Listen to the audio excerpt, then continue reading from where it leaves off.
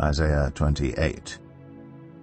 Woe to that wreath, the pride of Ephraim's drunkards, to the fading flower, his glorious beauty, set on the head of a fertile valley, to that city, the pride of those laid low by wine.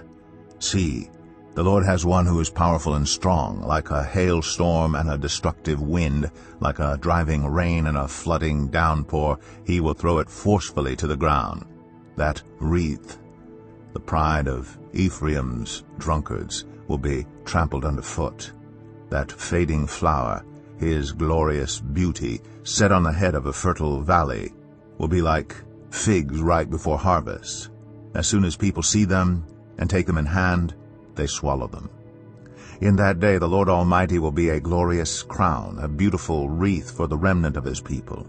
He will be a spirit of justice to the one who sits in judgment, a source of strength to those who turn back the battle at the gate. And these also stagger from wine and reel from beer. Priests and prophets stagger from beer and are befuddled with wine. They reel from beer. They stagger when seeing visions. They stumble when rendering decisions. All the tables are covered with vomit, and there is not a spot without filth. Who is it he is trying to teach? To whom is he explaining his message? To children weaned from their milk, to those just taken from the breast? For it is, do this, do that, a rule for this, a rule for that, a little here, a little there. Very well then. With foreign lips and strange tongues, God will speak to this people, to whom he said, This is the resting place, let the weary rest, and this is the place of repose. But they would not listen. So then, the word of the Lord to them will become, do this, do that, a rule for this, a rule for that, a little here, a little there, so that as they go they will fall backward. They will be injured and snared and captured. Therefore hear the word of the Lord, you scoffers who rule this people in Jerusalem. You boast, we have entered into a covenant with death. With the realm of the dead we have made an agreement. When an overwhelming scourge sweeps by, it cannot touch us. For we have made a lie our refuge, and falsehood our hiding place. So this is what the Sovereign Lord says.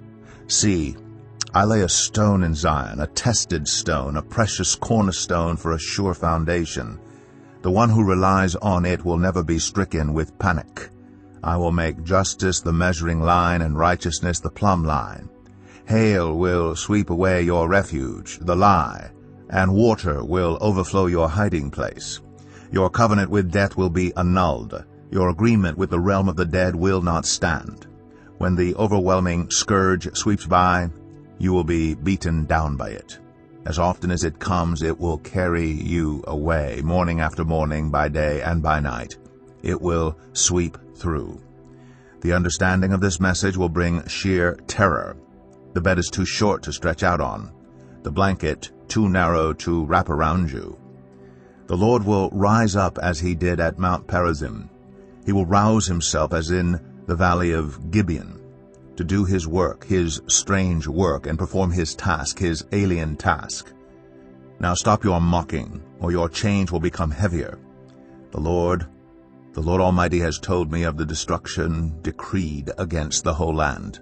Listen and hear my voice. Pay attention and hear what I say. When a farmer plows for planting, does he plow continually? Does he keep on breaking up and working the soil? When he has leveled the surface, does he not sow caraway and scatter cumin? Does he not plant wheat in its place, barley in its plot, and spelt in its field? His God instructs him and teaches him the right way. Caraway is not threshed with a sledge, nor is the wheel of a cart rolled over cumin. Caraway is beaten out with a rod, and cumin with a stick. Grain must be ground to make bread. So one does not go on threshing it forever. The wheels of a threshing cart may be rolled over it, but one does not use horses to grind grain. All this also comes from the Lord Almighty, whose plan is wonderful, whose wisdom is magnificent.